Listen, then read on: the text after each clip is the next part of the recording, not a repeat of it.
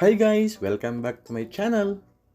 Today, mayroon po tayong client na 2022 Toyota Fortuner GR Sport. Itong Fortuner po nila, magto 2 years na po siya. Pero ang tinakbo lang nito, nasa 800 kilometers pa lang po. Ito pong sasakyan nila, hindi madalas magamit kasi po nasa Europe po sila. So pag umuwi lang sila dito, saka lang po siya nagagamit. Ngayon, naghahanap po sila ng size 20 na mags. Dahil wala po silang mapili na mags dito po sa aming shop, nag-decide po si client na i-keep na lang po yung stock mags. Tapos ang gusto ni client, maging rugged or macho look po yung sasakyan nila. So magagawa naman natin yan kahit gulong lang po yung papalitan po natin. So tara, samahan niyo po ulit ako.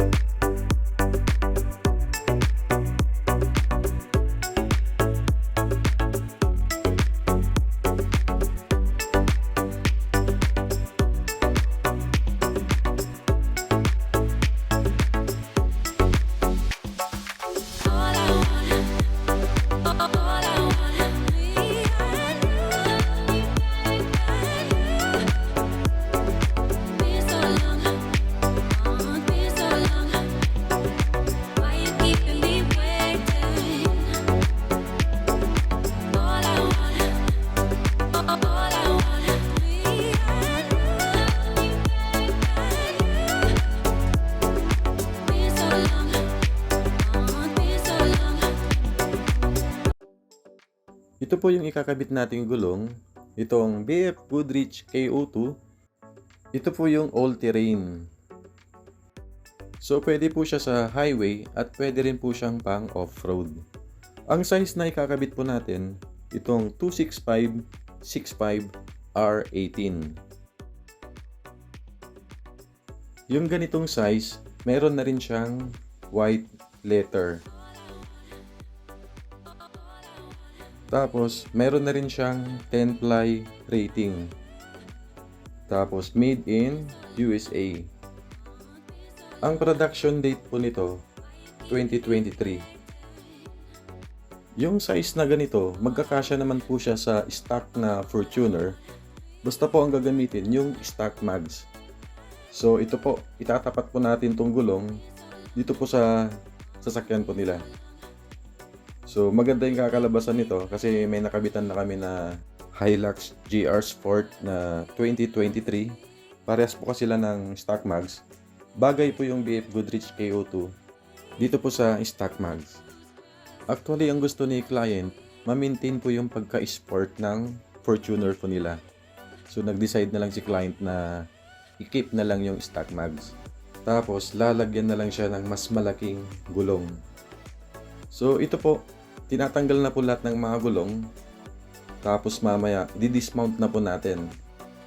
Ito pong stock mags nila, ang specs nito, 18/7.5. Tapos yung offset plus 30. So, pasok po siya dun sa fender.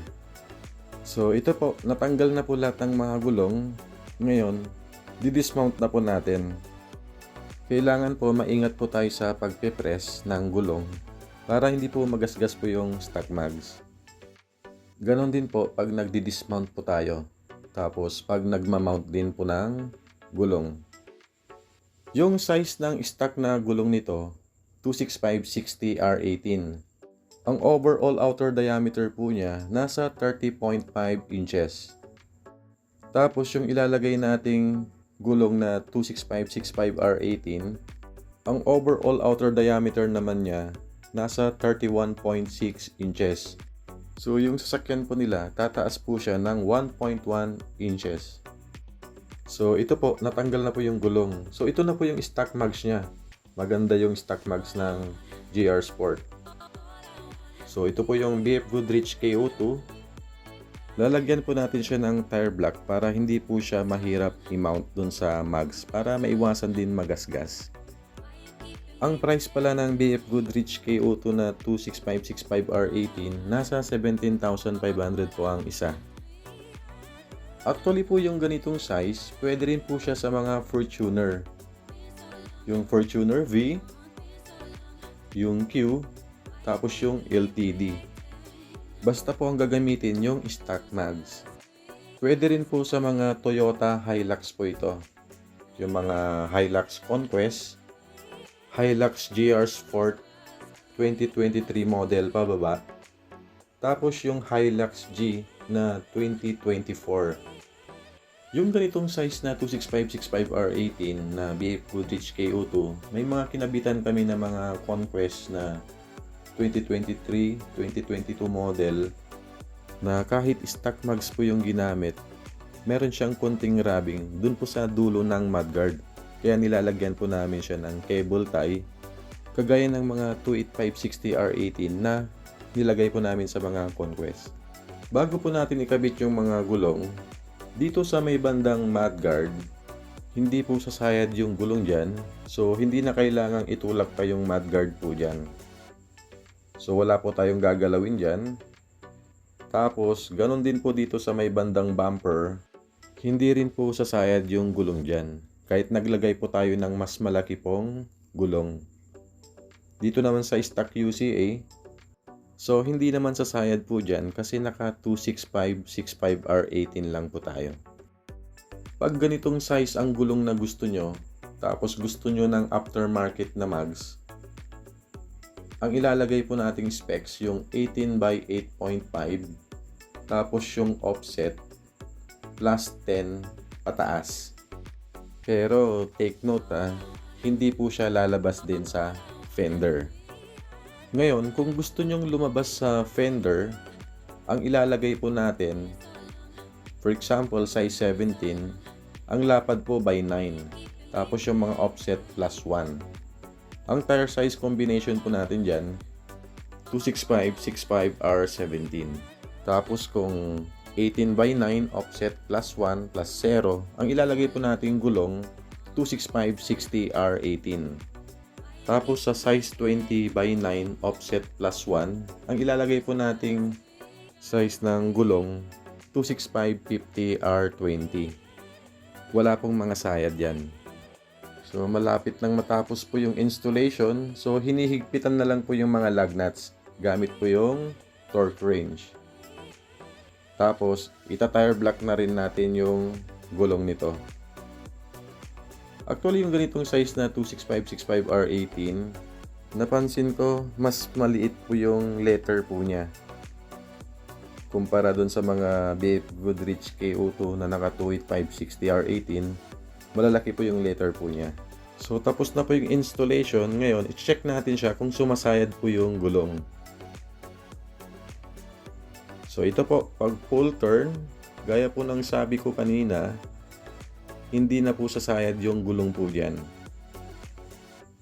Kahit dun po sa dulo ng mudguard, hindi umabot yung gulong. So wala po siyang sayad. Ngayon, i-check naman natin dun sa bumper. So dito sa bumper, pag full turn, malayong malayo po. Hindi inaabot yung fender liner. So wala po tayong ginalaw dyan. Kahit dun sa mudguard. So yung ganitong size, gamit po yung stock mags, plug and play lang po tayo. Dahil stock mags po yung gamit po natin, hindi po siya lumabas sa fender. Kasi pasok po yung stock mags. Pero tumaas po siya ng 1.1 inches. So, ito na po yung Toyota Fortuner GR Sport.